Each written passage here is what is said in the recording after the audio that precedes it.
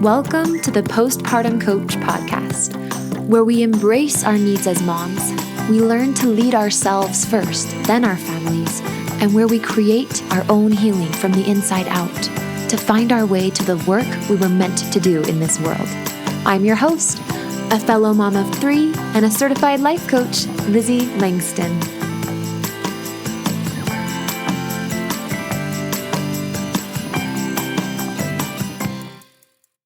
Hello, everybody. Hello, my friends. I really do regard each of you as my friends. It's so beautiful what technology enables us to do. How are you? This week, I wanted to share a story with you. I got on the yoga mat, so I got to reverse a little bit. I lost three grandparents over the span of about 14 months. And I'll be honest with you, I just tried recording this little ditty of a story and I got off on tangents. There's so much to say. I just want to chat with you about all the things. Can we? Let's do that sometime. But for today, I just want to tell you about this cool experience I had. Speaking of today's topic, which is mind-body connection, through the grief process, over the last 14 months, losing 3 grandparents, and especially this most recent one, just here in January 2021, I have really gotten even more deeply attuned to my body, and I'm just listening at such a present level. It's kind of cool. It's really, really fascinating how much feedback is there from our body, not in the form of words, but with our body's own language. So I was laying in bed trying to go to sleep, and I just couldn't sleep. I felt restless, but it was more of an emotional restless, but it was kind of physical. And so I felt the feedback at that moment was to move. And so I thought, okay, if I'm going to be moving before bed, let's do some yoga. Just stretching. I think there was some releasing, some energy that was built up, some emotional storage. I had been thinking earlier that day a lot about one of my grandmothers, and I'd cried, but I felt like there was just more releasing to do. So I took my yoga mat and I went into the bedroom of my youngest 2. They share a bedroom. They have bunk beds, Rozzy and Amos. And so I set up my yoga mat and I put my phone up there, yoga with Adriene. If I haven't already told you about Adriene, she's an online yoga person that just breaks the barriers for all of us that don't really identify as like full-time yogis, and we don't have all the cute, sexy, tight clothes, and we don't have the fancy yoga mats. Although I'm kind of proud I bought like a nice yoga mat recently. But other than that, I feel like I'm definitely beginner who's with me. So check her out. She's on YouTube. It's totally free. Yoga with Adriene, Adriene. And I highly recommend, and this is the video that I did the other night in the story that I'm relating, I did video number 3, I believe, from the 30-day yoga journey in January of 2021. She did a 30-day series every day in January, and it's titled Breath. I am a nerd and bought the sweater. She has like a merchandise store. I bought the sweater. Felicia knows. My assistant Felicia, I already told her. I bought it. It's so good. It's so cute. So anyway, I get the yoga mat out and I turn her on and I just start moving. And she has this philosophy called find what feels good, which means that no matter what she's saying and inviting you to do, you always have the option and the kind of the highest priority is your body and what feels good to you that day, because that changes from day to day. And so there was a moment where I just felt like laying down in child's pose, even though she was kind of still going. And I enjoyed just listening to her while I sat and was just attuned to my body. And she calls it a love cave. Like when you get down in child's pose and you have your elbows out in front of you, it's just like this cave of love. Like you're just with your body so intimately. I want that for all of you guys, whether it's yoga or not. I want your life to feel like this big, big love cave where no matter what happens in your life, you have such a strong and intimate mind-body connection that nothing truly can ever penetrate, like that mind-body connectedness. And I want to offer today that postpartum anxiety and postpartum depressions are flags. They are your body's language and way of telling you that there is a mind-body connection, that your mind is pulling at your body too fast or too hard. Your mind isn't listening. Your brain, you're living up in your head and you're not connected to your body. I've often talked about anxiety and depression postpartum as invitations. Like anxiety is an invitation, depression is an invitation to completely redo and restore, really restore, and maybe for the first time in your adult life, create a true and complete mind-body connection. And I just want you to marinate on that today. I want you to consider that that could be true. I truly believe that in the work that I've done in my own life, healing myself from postpartum anxiety and postpartum depression. As I look back, that process of healing was restoring and creating a strong connection and awareness with my mind and body. Those two entities paying attention to each other and living in sync with each other. This is kind of a lost art, and I feel like that is really what yoga is all about, which is why it's such a great complement to my process and to the healing process. I believe that the true long-lasting solution to postpartum anxiety is not actually figuring out how to, quote, manage anxiety. That's just the first step. It's rather to create a setting in which anxiety isn't needed anymore. And that is totally possible. I'm going to talk about that more in my 3-step process. It's about balancing how you use your imagination, which is where anxiety is created from. But when you create a setting using the 3 steps that I work with my clients on, I'll talk about them later, in which anxiety is not needed, it just sort of melts off of your brain and your body's radar because you have created such an ability to calm yourself. Mind, body, mind. It doesn't where you start the calming process, but your mind and body can get so calm that anxiety just really doesn't happen as much. Wanting to just feel normal again, raise your hand if that's you, right? When we're postpartum, so many of us just want to feel normal again and just make it go away like, hey, can we just get through this? That's like putting a Band-Aid on a hernia that just keeps spilling out. Let me say that again.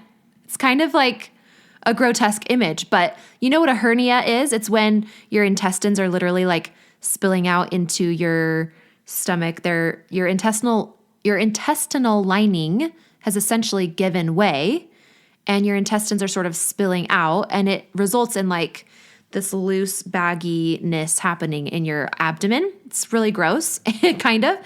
That happens. It's called a hernia, okay? And so what I'm saying is wanting to just manage anxiety or feel normal again is like putting a Band-Aid on a hernia that keeps spilling out. We want to solve anxiety like any other health problem. We want to do it in a causal way. We want to not just mask the symptom, right? Western medicine is so good at masking symptoms. Oh, your knee hurts? Here's some medication. Versus, let's take a look at the ligaments. What's your diet like? How are you using your knee, right? The lifestyle, the diet, all of that stuff. We're just like, oh, well, here's some oil to rub on it. Here's a pill forevermore. Just take this pill. So we don't want to solve anxiety like that because that is a symptom solving approach. We want to do a causal approach. We want to get down to the root cause. We don't want to temporarily mask symptoms, like I said, because we then become a slave to our symptoms. Essentially, we're always having to run away from them. We're always having to answer them versus really getting to the root of them. And by the way, let me just say that I'm not against Western medicine.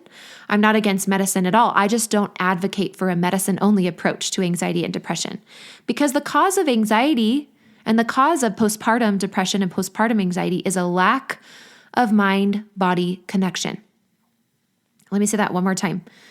The cause and the root of postpartum anxiety and postpartum depression is a lack of mind-body connection. And I could even substitute connection for awareness. Where there is awareness, there is connection. We are a lot of times just unaware of how we're using our mind and how that's affecting our body. And the result of that unawareness is a lack of connection between your mind and body and you, which creates is just the breeding ground for anxiety and depressiveness. So the solution, the most permanent and thorough solution to postpartum depression, depressiveness, and anxiety is restoring a mind-body connection within yourself, gaining tons of awareness with how you're using your mind and how that affects your body. This is exactly what I do in my 3-step process with my clients that I want to briefly review with you. But before I tell you more about that, I really want to paint this picture from a day-to-day basis. You might be wondering, okay, but a mind-body connection, it sounds lovely, But how do I do that, first of all? And what does that even look like? So I'm going to start with the second of those questions. What does it look like to have a mind-body connection? So going back to that story I shared kind of leading into this episode, when you're not feeling like you can sleep, instead of just like going and taking a pill, which, hey, I actually sometimes do grab a melatonin if I'm having a hard time sleeping. But if my kind of feedback from my body is that there's emotional storage and tenseness, it just means solving for that, right? Not muting that, but actually listening, having awareness, asking your body, and then going and doing something that might even be out of your way. Or you might have to hire a sitter to come be with your kids. It's not always the easiest thing to do to have a mind-body connection. It can be very easy to just mute the body and live in your mind and just bring your body along. But having a mind-body connection means stopping what you're doing and attending to your body. It means maybe getting less done in a day. Maybe you're 3 items down on a 10-item to-do list of cleaning your house, and you gauge your energy and you're like, you know what? I think I can only do about 2 or 3 more of these items, and then the rest are going to have to happen tomorrow. It means adapting what your mind and brain wants to do to facilitate your body.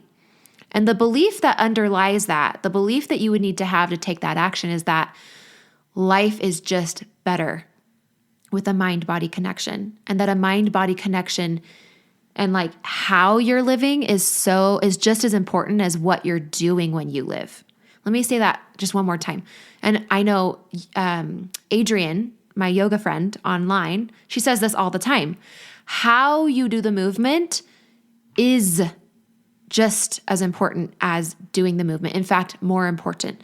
So if for example, she's offering a pose where you lean forward and touch your toes, she doesn't just want you to drop down and touch your toes and like kind of hurt your back. She wants you to mindfully, every little inch, listening for that feedback, noticing the sensations in your back, noticing the pull and the tension in your hamstrings, and stopping when your body says stop.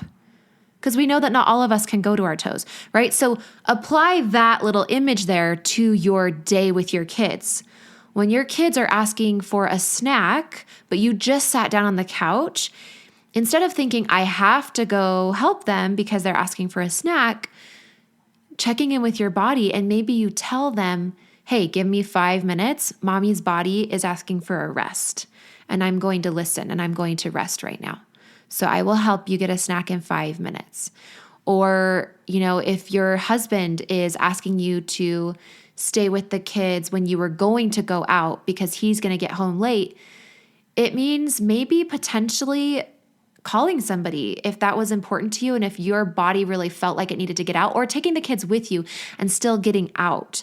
It just means listening and asking your body what it needs, including your body in the decision-making process all of the time. Okay? So hopefully that helps.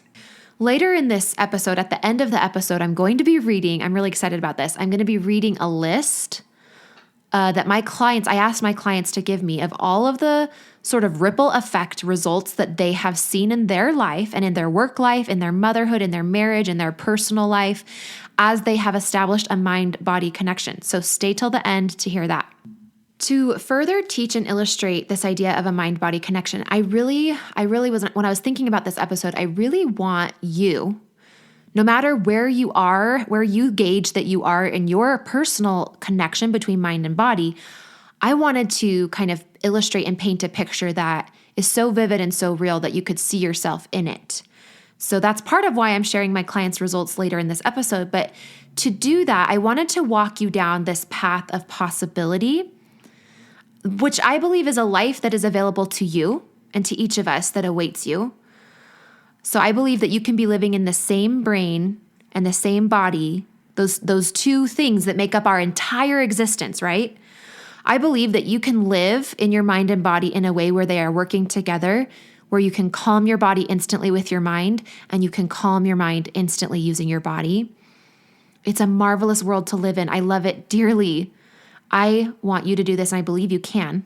I help my clients do this, and so I'm going to walk you through an analogy. I want you to imagine that your current anxiety or depressiveness or anger or even your physical or chronic pain postpartum, anything that really crept up postpartum since you've had your baby, I want you to imagine that anxiety, I'm just going to use that for example here, that your anxiety is like a wild horse. You never know what it's going to do. And you're more than a little afraid to ride it. You are used to riding trained horses, right? Before postpartum, you had a certain way of doing things and you had a certain feel of control over your own emotions. And now postpartum, it's like a wild horse. Okay, that anxiety is like a wild horse. You're riding a wild horse. It's a totally different ballgame than a trained horse, yeah? And it can feel super dangerous. And to be real, it could be. Women they are sometimes in danger from the internal emotions and mental health issues they have postpartum. So a wild horse can be dangerous. Postpartum anxiety could be dangerous. Now, let's say you have to ride a horse if you want to get where you're going, right? Just like you have to deal with anxiety in your brain and body if it's there, because you have a brain and you have a body. There's no escaping that. It's part of the human experience. And since you will never actually get away from your brain, you have to learn how to manage the anxiety, right? You have to learn how to break that wild horse. In step 1 and step 2 of my program, in my coaching practice, I help women in a way that is completely tailored to them individually, and yet is part of this overarching healing process. I help them to learn how to calm their body and calm their mind at any moment. They basically break the wildness of their anxiety. They break like breaking in. I don't even know is it like you break a wild horse or you break in a wild horse? I don't really know. You break the lack of control in your brain and your body. Not broken like the opposite of fixed, right? It's not like you're breaking it like in a bad way. You are taming it. Let's just use that word. When you can tame your postpartum mental and emotional symptoms, when you can tame your anxiety and tame your depressiveness, you start to form a connection.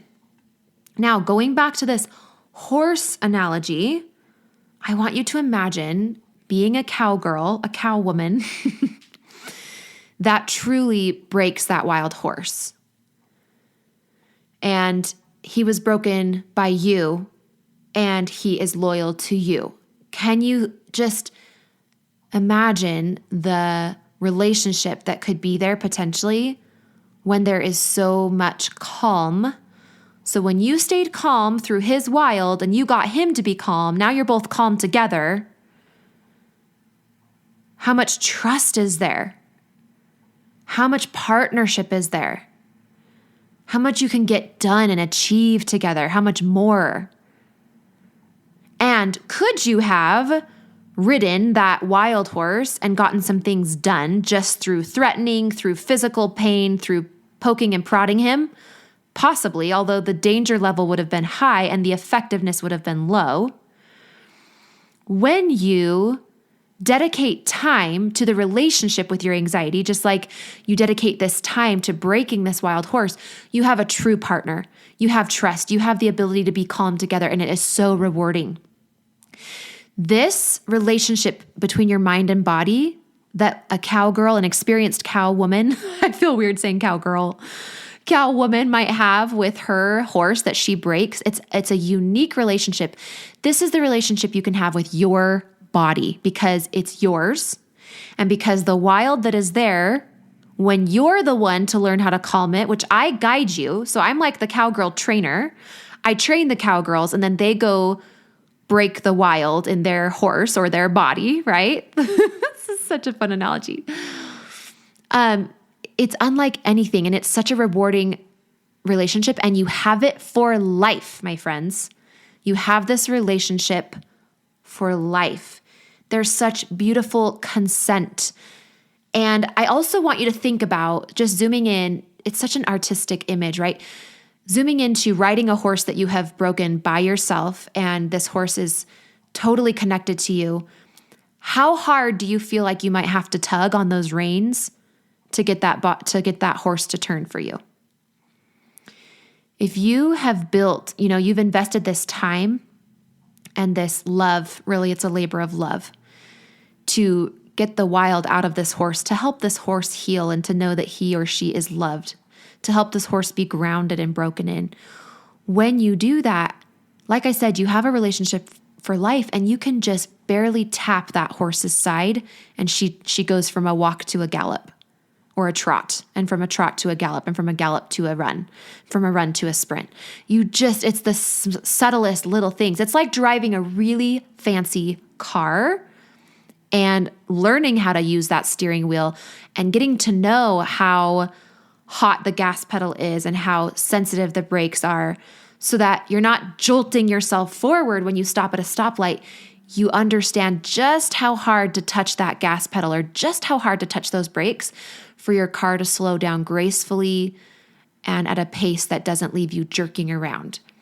I want to invite you into this relationship with your body and with your postpartum symptoms, with your anxiety and your depression. I want to offer that you can be the one to break in that anxiety and depressiveness, just like a horse. You can be the one. Anxiety doesn't have to run around and buck you off and be all wild. It doesn't. Your body doesn't have to feel like a scary, scary place. It doesn't. Your mind and your body are meant to work together, just like horse and man are meant to work together. They have such a beautiful, beautiful, complementary relationship where they move almost in a dance with each other. And that can be you with your body. It happens in my 3-step process. Step number 1, calm your mind. In this step, we learn how to use our body to calm our mind. Let me say that again. In step number 1, which is calm your mind, we learn how to use our body and all of the surface area and capacity for grounding that is there to calm our mind. And we achieve the result of calming our mind. Your mind gets calm. In step number 2, it's calm your body. And in this step, we learn how to use our mind to calm our body when our body needs calming. By the time that you've gone through step 1 and step 2, you have a body and mind connection that is intimate, where you can just tap that horse and it moves, right? And you know exactly how to get to calm in any instance. That's when step number 3 happens. Calm your life. Step 3 is calm your life. Your life gets calm. And a woman, I really want you to imagine this for you. A woman who walks through her life with a calm and constant mind-body connection, who is grounded and who knows her body and mind, is a woman who isn't frazzled or isn't a hot mess because she has this inner connection. She's a healed woman. She's grounded. She's present with her kids. She's wise. And when she's healed, grounded, and present and wise as a woman, she's a healed mother. She's a grounded mother. She's a playful mother, a present mother, and a wise mother. To finish showing you what's possible with a mind-body connection, I've asked, like I said, some of my current clients who are in step 3 of my 3-step process, Calm Your Life, to send me a list of the actual results that they have created since establishing this mind-body connection that I'm talking to you about, this delicious mind-body connection. Here are some of those things. Literally, these are their words. The list is kind of long, but I want you to see if any of these are on your wish list. They learned finally once and for all how to manage their anxiety to where it's not a threat. They started listening. I'm just going to say, let's put it in their words. So started listening to my body, became more present, created a better work-life balance. I have a few moms that are full-time working moms. Pivoted my business quickly in the middle of a pandemic instead of wallowing in the anxiety of it all. Worked on resentment towards my husband for the mental load of motherhood, right? So clearing the resentment towards my husband clears our motherhood. Actually changed my mindset and cut out treats for months when I never thought I could do that. So that is the weight loss category. Weight loss often really resolves itself after you create a mind-body connection. So that postpartum poundage that's still there, I want you to know that the mind-body connection is the way to weight loss. Started being curious about things that my kids were doing instead of just staying frustrated and in those loops of, You get frustrated that it happens, and then it happens again, and then you're still frustrated. You never really figure it out. So my clients, when they have this intuitive mind-body connection, they make it to curiosity and they solve problems. They cut those loops with their kids that keep happening and happening. Continuing on with this list, learned how to set boundaries and keep them. That is huge, my friends. Like boundaries with the mother-in-law, boundaries with husband, boundaries with kids, boundaries with friends, and actually keeping them. Not just setting the boundary and feeling so delicious, but when the boundary is crossed, like actually taking action and keeping them, sticking up for yourself, staying in a healthy space. Learned to take responsibility for myself and my feelings. So stopped expecting and relying on others to change so that I could be happy. Learned to practice intentional thoughts to cultivate the feelings I want. Intentionality is such a byproduct of the mind-body connection. Felt more present in motherhood and actually enjoy being a mom. I don't know about you guys, but if postpartum has decreased your enjoyment of being a mom, this can bring it back. The mind-body connection that you establish in my 3 steps, feeling more present in motherhood and actually enjoying being a mom. I quit couples therapy and brought my marriage back from the brink of separation. I know exactly which client this is. And they were truly considering separation, and she was considering moving out when she hired me. And she ended up quitting couples therapy, really digging into coaching, and brought her marriage back from the brink of separation. Went back to work and negotiated a 30% salary increase. Learned coping techniques for anxiety. Learned to listen to my body. Less arguments with my husband. More confidence at work, right? When your mind and your body are connected, you have a confidence that nobody can take from you. Started splitting household chores with my husband and asking him to help, not being afraid of asking him to help, right? And that came, I know which client this is as well. And that started with her listening to her body at the end of a workday and realizing that she didn't actually have the energy to do all that she had been doing. And that's why she was getting depressive and anxious. And so she started because she listened to her body, she was able to take that signal and go reach out to her husband. And now he does dinner and it's working beautifully and her body is happy. And she's more playful with her daughter after work too and more present, and learned to speak my mind. Okay, you guys, I want to invite you to a deeper mind-body connection. And if you have healing that needs to happen in the present moment with postpartum depression and anxiety, if you have healing that needs to happen from the past and you are postpartum, I would love to help you do all of that healing and processing to secure a future in your motherhood that you want via a mind-body connection that you crave, that you love. So go to LizzieLangston.com/consult to get started on your mind-body connection today. I'll talk to you next week. Love you guys. Bye-bye. Hey, Lizzie here. I've helped dozens of postpartum moms just like you to manage their postpartum anxiety and deconstruct their postpartum depression.